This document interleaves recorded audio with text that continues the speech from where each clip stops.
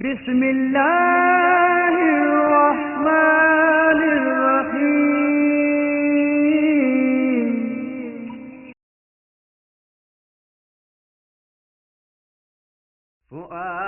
فؤادي بخير المرسلين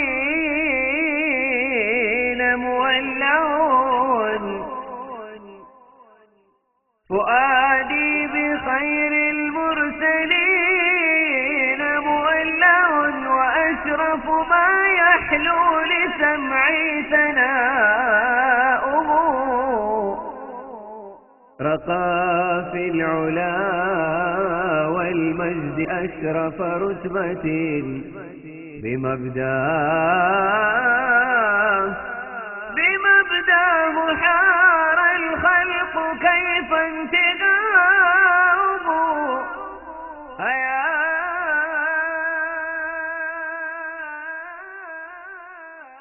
سيدي. السلام عليكم ورحمة الله وبركاته. بسم الله العظيم القدرة والشان شديد البطش والبرهان حافظ الدين والقرآن ما شاء الله كان وما لم يشأ لم يكن لا حول ولا قوة إلا بالله عليه توكلت وإليه أنيب. ഏറ്റവും ബഹുമാനമുള്ള പണ്ഡിതന്മാരെ, ആദരണീയരായ കാരണവന്മാരെ, സ്നേഹസമ്പന്നരായ മുതഅല്ലിമീങ്ങളെ, പ്രിയപ്പെട്ട സഹോദരങ്ങളെ, സുഹൃത്തുക്കളെ, നമുക്കിവിടെ ഒരു വിഷയാവതരണ പ്രഭാഷണത്തിൻ്റെ ആവശ്യമില്ലെന്ന് നിങ്ങൾക്കറിയാം. കഴിഞ്ഞ കുറേ കാലമായി ഇവിടെ വിഷയാവതരണങ്ങൾ നടന്നുകൊണ്ടിരിക്കുകയാണ്. ഇന്നലെയും ആവശ്യമായ പ്രസംഗം ഇവിടെ നടന്നിട്ടുണ്ട്.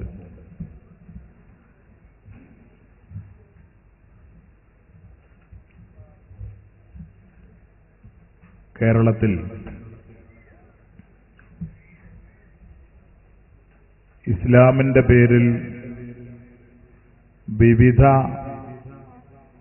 വിശ്വാസങ്ങളും ആദർശങ്ങളും കാലങ്ങളായി പ്രചരിപ്പിക്കപ്പെട്ടു വരുന്നുണ്ട്. പക്ഷേ ഇസ്ലാമിക പ്രബോധനത്തിന്റെ പേരിൽ ഇത്രയും കളവുകൾ പറയാം, ദുഷ്പ്രചാരണം നടത്താം എന്ന്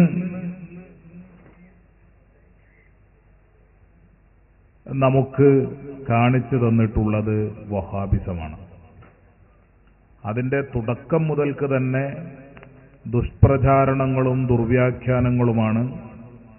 ഇപ്പോൾ കൂടുതൽ പ്രചണ്ഡമായി, വളരെ വിപുലമായി അതിൻ്റെ ദുഷ്പ്രചാരണങ്ങൾ നടന്നുകൊണ്ടിരിക്കുകയാണ്. അതിന് ആരൊക്കെ ഇരയാകും എന്ന് പലപ്പോഴും പ്രവചിക്കാൻ കഴിയുകയില്ല. എല്ലാവരും ഒരുപക്ഷെ അതിന് ഇരകളായേക്കാം. ഈ അടുത്ത കാലത്ത് ഗൾഫിൽ നിന്നും ഒരു പ്രവർത്തകൻ എന്നെ വിളിച്ച് ചോദിച്ചു, നിങ്ങളും കൊളത്തൂർ അലവി സഖാഫിയും തമ്മിൽ എന്താണ് പ്രശ്നം എന്ന്. ഞാൻ വാസ്തവത്തിൽ അത് കേട്ടപ്പോ ചിരിക്കണമോ അതോ കരയണമോ ടെലിഫോൺ കട്ട് ചെയ്യണമോ ഒന്നും മനസ്സിലാകാത്ത ഒരവസ്ഥ. ഞാനും കൊളത്തൂർ അലവി സഖാഫിയും തമ്മിൽ എന്താണ് പ്രശ്നമെന്നാണ് ഈ പ്രവർത്തകന്റെ ചോദ്യം. നിങ്ങൾ എന്താണത് ചോദിക്കാൻ കാരണമെന്ന് ഞാൻ ചോദിച്ചു. അദ്ദേഹം പറഞ്ഞു, ഇവിടെ ഇന്റർനെറ്റിൽ ഒരു വാർത്ത പ്രചരിച്ചു കൊണ്ടിരിക്കുന്നുണ്ട്. എന്താണ് വാർത്ത? നിങ്ങളും കൊളത്തൂരും തമ്മിൽ ഭയങ്കര പ്രശ്നമാണ്, അതുകൊണ്ടാണ് അവരൊരു സ്റ്റേജിൽ ഒരുമിച്ച് കൂടാത്തത്. ഞാൻ എൻ്റെ സുഹൃത്തിനോട് എപ്പോഴോ ഒരിക്കൽ അത് പറഞ്ഞു തോന്നുന്നു. ഞാൻ അപ്പോഴത്തന്നെ അത് അവഗണിച്ച് കളഞ്ഞതാണ്. അപ്പോ ഇങ്ങനെ ഇതൊരു നുണയുടെ ഒരു ഉദാഹരണമാണ്. ഇന്റർനെറ്റ് ആണല്ലോ ഇപ്പോൾ ഒരു വിഷയം ലോകമാകെ പ്രചരിപ്പിക്കാൻ പറ്റിയ, പെട്ടെന്ന് പ്രചരിപ്പിക്കാൻ പറ്റിയ മാധ്യമം ഇന്റർനെറ്റാണ്. ആ ഇന്റർനെറ്റിലൂടെ വഹാബികൾ പ്രചരിപ്പിച്ചുകൊണ്ടിരിക്കുകയാണ് മാളിയേക്കൽ സുലൈമാൻ സഖാഫിയും കൊളത്തൂർ അലവി സഖാഫിയും തമ്മിൽ വമ്പിച്ച പ്രശ്നമാണ്. അതുകൊണ്ടാണ് അവർ ഒരു സ്റ്റേജിൽ ഒരുമിച്ച് കൂടാത്തത്. ഇവിടെ പ്രസംഗിച്ച മൗലവി പല സ്റ്റേജിലും അത് ആവർത്തിച്ച് ചോദിച്ചു, എന്താണ് മാളിയേക്കൽ സുലൈമാൻ സഖാഫിയെ കാണാത്തത്? ഞാൻ അദ്ദേഹത്തിന് മറുപടി കൊടുത്തു, വെട്ടിച്ചിറയിൽ വെച്ച് തന്നെ. ഞാനുണ്ട് വെട്ടിച്ചിറയിൽ. 5 ദിവസത്തെ പ്രസംഗം വഹാബിസം എന്ന ടൈറ്റിലിൽ തന്നെ 5 ദിവസം പ്രസംഗിച്ചു, 3 മണിക്കൂർ വീതം. ഇന്നും IPBയുടെ ബുക്ക് സ്റ്റാളിൽ 15 മണിക്കൂറുള്ള ആ പ്രസംഗത്തിന്റെ CD കിട്ടും.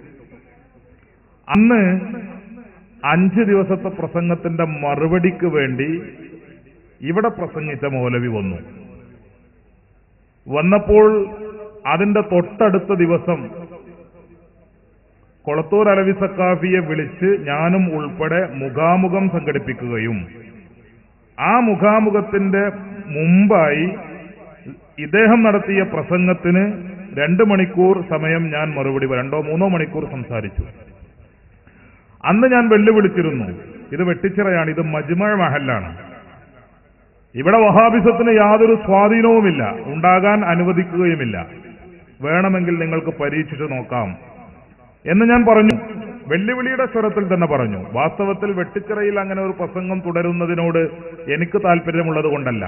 പക്ഷെ പല സ്റ്റേജിലും സുലൈമാൻ സഖാഫി ഇപ്പോൾ രംഗം വിട്ടു, അദ്ദേഹം ഇപ്പോൾ എവിടെയും കാണുന്നില്ല എന്ന ദുഷ്പ്രചാരണം ഇദ്ദേഹം നടത്തിയതുകൊണ്ട് ഇദ്ദേഹത്തെ എന്റെ തട്ടകത്തിൽ വെച്ച് തന്നെ ഒതുക്കണം എന്ന ഒരു വാശി എനിക്കുള്ളത് കൊണ്ടാണ് അന്ന് അങ്ങനെ വെല്ലുവിളിച്ചത്.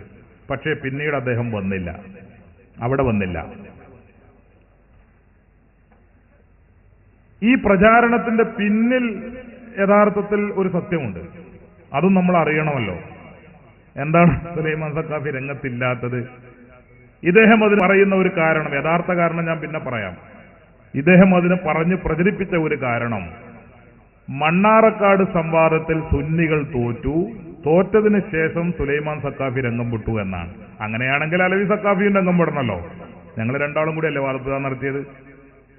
അലവി സഖാഫിയും രംഗം വിടണല്ലോ. അപ്പൊ അത് വൈരുദ്ധ്യമാണ്, അത് ശരിയല്ല. ആ പ്രചാരണത്തിന് വെട്ടിച്ചിറ പ്രസംഗത്തിൽ ഞാൻ മറുപടി കൊടുത്തു. എന്ത് പറഞ്ഞാ മറുപടി കൊടുത്തത്?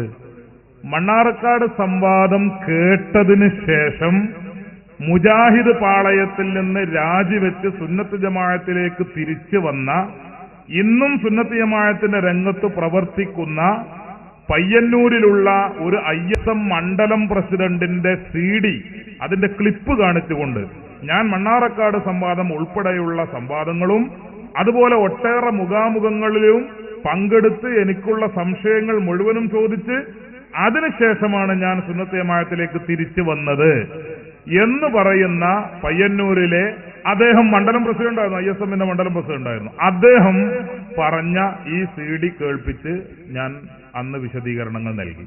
അപ്പോ മണ്ണാറക്കാട് സംവാദത്തില് സുന്നികൾ തോറ്റു എന്ന മുജാഹിദിന്റെ പ്രചാരണം ശരിയാണെങ്കിൽ തീർച്ചയായും സുന്നത്ത് ജമാഅത്തിൽ നിന്ന് അങ്ങോട്ടാണല്ലോ ആളുകൾ പോകേണ്ടത്. അങ്ങോട്ട് പോയില്ലെന്ന് മാത്രമല്ല, അത് കേട്ടതിന് ശേഷം വളരെ കാലം മുജാഹിദിന്റെ രംഗത്ത് പ്രവർത്തിക്കുകയും അതിന്റെ മണ്ഡലം പ്രസിഡന്റ് സ്ഥാനം വരെ അലങ്കരിക്കുകയും ചെയ്ത ഒരു മൗലവി അതിൽ നിന്ന് രാജിവെച്ച് ഇങ്ങോട്ട് വരുന്ന അനുഭവം ഉണ്ടാവുകയും അദ്ദേഹം അത് തുറന്നു പറയുന്ന അദ്ദേഹത്തിന്റെ അഭിമുഖവും അതുപോലെ പ്രസംഗവും ഒക്കെ പിന്നീട് പുറത്തു വരികയും